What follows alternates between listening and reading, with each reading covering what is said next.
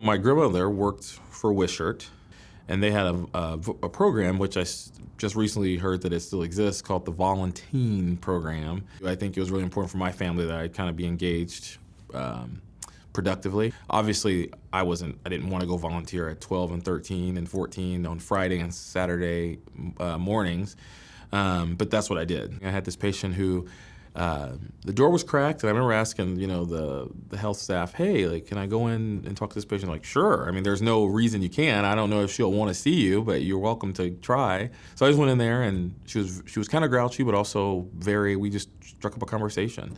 I was 12 or 13, and she was an elderly woman, and I guess just needed company. So we just spoke for a long time, and she shared where I went to school and what my favorite subjects were, and we played some board games and just kind of talked for a long. I think I spent most of my shift there. This happened at the beginning of my 3 to 4 hour shift, and I pretty much spent more than half of it there just talking with her. And then the next week, so I get there, I'm really excited to see her, and was found out that she had passed away.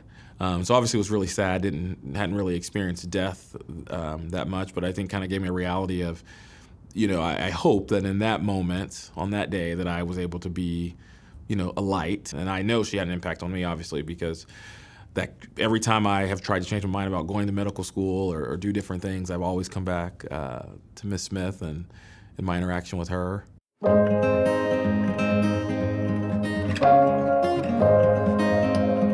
When I was in school, I did not see a lot of teachers or anything that looked like me. I chose to work in schools in the communities where I was from because I think that was also important. The students saw, hey, I was from this community. I choose to come back in this community. I still live in the community. Obviously, I didn't anticipate working in education for 10 years. I was always wondering, what would be the reaction when I get into med school? I mean, talk about someone who's wanted to go since let's say 12. I'm 32 now, that's 20 years, and it took me a while to get there.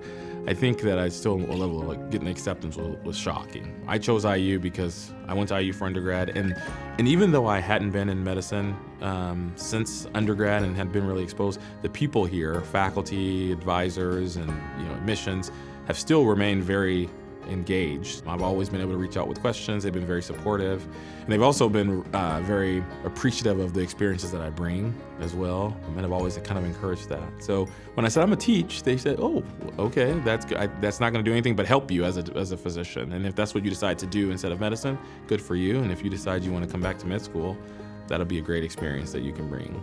But I think my goal is to stay within the community where I'm from, and serve in that way. So I think that I will be a more successful medical student. I think I'll be a more successful physician having another experience. I'm a religious person, so I think it's all destined to happen when it's destined to happen, and I think it was the right time.